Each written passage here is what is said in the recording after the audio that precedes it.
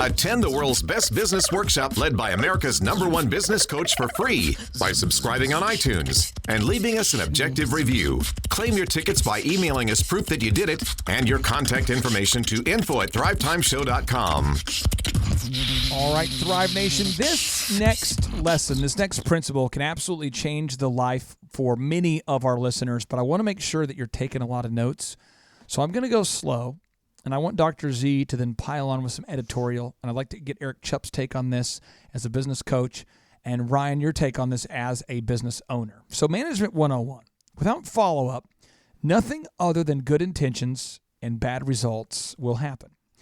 So John D. Rockefeller explains the kind of person that can effectively follow up in his mind is a good manager. And he said, the ability to deal with people is as purchasable a commodity as sugar or coffee. And I will pay more for that ability than any other under the sun. He talked about, management was a huge issue when he growing the Rockefeller enterprises. When he could find a good manager, he's like, oh my gosh, that guy is a genius, because there's very few people that can manage. Now, here are the principles I want to teach. The difference between delegation and abdication is that delegation is where you tell somebody what to do. You're very clear, you're very detailed about who needs to do it, when it needs to be done, what needs to be done, and you follow up until it's done. Abdication is where you give somebody a vague set of ideas and you don't follow up, and you just say, hey, if you get a chance to knock it out, do it.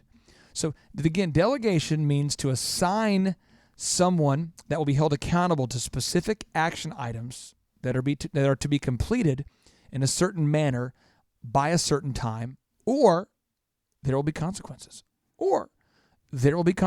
Again, that's the part people don't like to do, but you have to have it done by a certain time. Dun, dun, dun. Or there will be consequences. Abdication, though, means to assign someone or a group of people vague action items that are to be completed if the other parties find time or if they feel like it. So Andy Grove, the number one of the top CEOs of all time, he's the co-founder of Intel, okay? The Intel company, the microprocessors for computers. He says, only the conspiracy theorists survive. So when you follow up, it is only then when you discover who's honest and hardworking. Only when you follow up will you discover who's been working when you're not at work. With the people who work when you're not watching, that's the good people.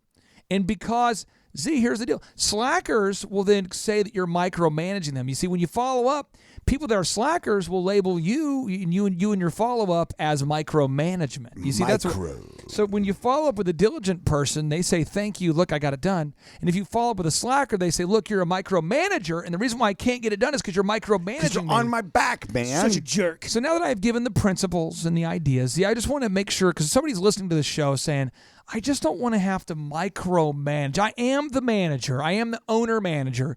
I just don't want to micromanage. I feel like if you have to follow up every day, that just seems so stifling and dream killing to have to follow up every single day. See, help free somebody mentally. Well, what happens is that you're looking for people that you don't have to follow and touch, and I don't mean touch, but I mean follow up on, inspect what you expect every single day. Yes. You're looking for those people. I get it.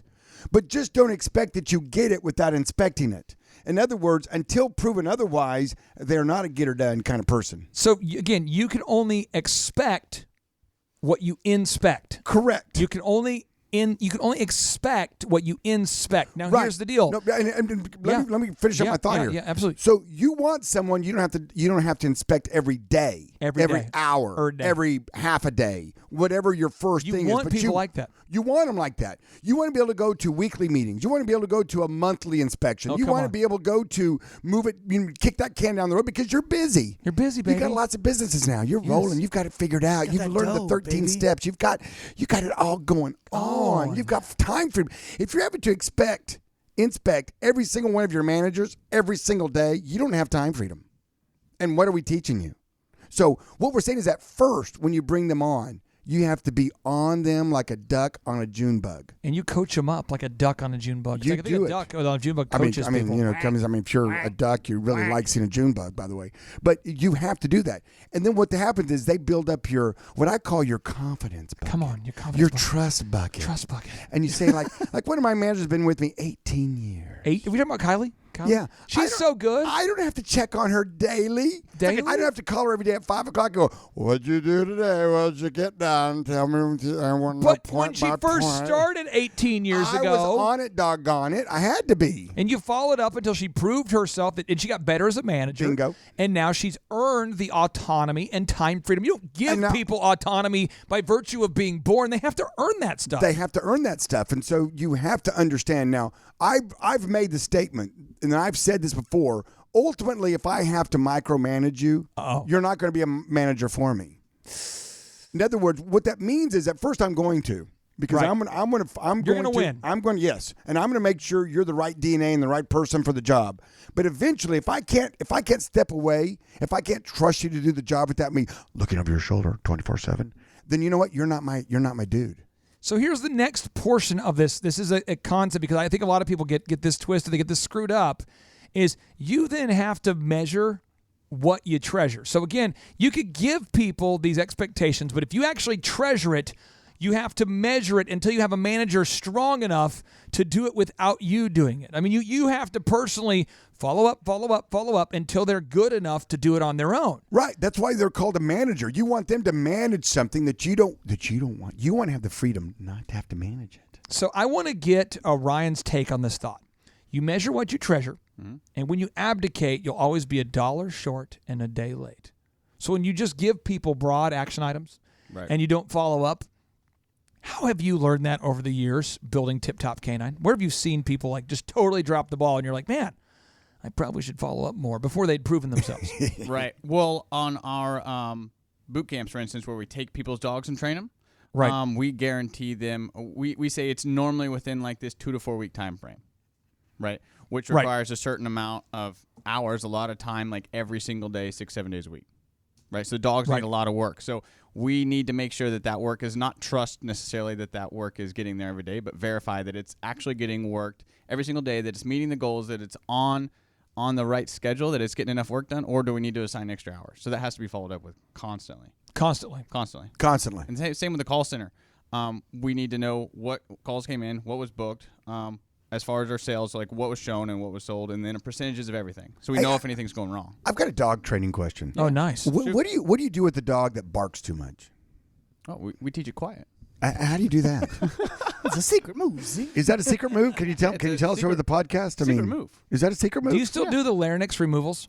Yeah. Okay. Have you ever heard a dog that's done that? It's horrible. It's like, no, I would not. it's awful. Don't do that. It doesn't fix the problem. It makes it more annoying. Do you throat punch them every time they bark? I don't even know. No. I don't know. That seems you have to mean. teach I the was dog to be able joking. to That's pay a attention thing? to work People or do quiet. that? Yeah. No, they do it. They do it. I'm sorry for having an imagination. I Oh, didn't know I've those seen are two real dogs. things. It's awful. I'm It's sorry for having awful. an Just sad dogs. Don't ever apologize for having an imagination. I'm just saying, I had an imagination too and had that idea. Like, well, we'll just remove its larynx.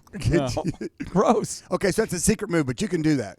Yeah, we just have to be able to redirect the dog's attention. The same as jumping or anything else. I need to be able to redirect the dog and put him on something else. Okay, there you go. Okay. Yep. Fair enough. I like having Ryan on because I have dog training questions. A curious mind wants to know. Now, Chup, Yeah. I want you to get your take on this as a business coach. There's so many clients we've worked with that have learned how to successfully follow up, and now they're free. Where do you see people getting it wrong, though, before they get it right? Well, it's that whole concept of consistently measuring. So they've got their management in place, that everything's up in orbit like we've talked about in past. You just got to get those thrusters going in the right directions. But if you don't consistently follow up with those managers, you can't just do it, once every 3 months and then it's every 3 weeks. It's got to be the consistency so that is built into the culture. It's baked into the cake. Thrive Nation, when we do our next podcast, we're going to be covering a topic that so many people get in trouble with. It's where you act as a bank, but you're not a bank. You are not a bank, but yet you're extending credit to each and every one of your customers, and you're not a third-party lender. You're not a bank. So how do you get out of that cycle if you're a contractor or a business owner used to extending credit to your customers when you, in fact, do not have the means to extend consumer credit? But we always want to end the show with a boom, Z. So here we go. 3, 2, 1, boom.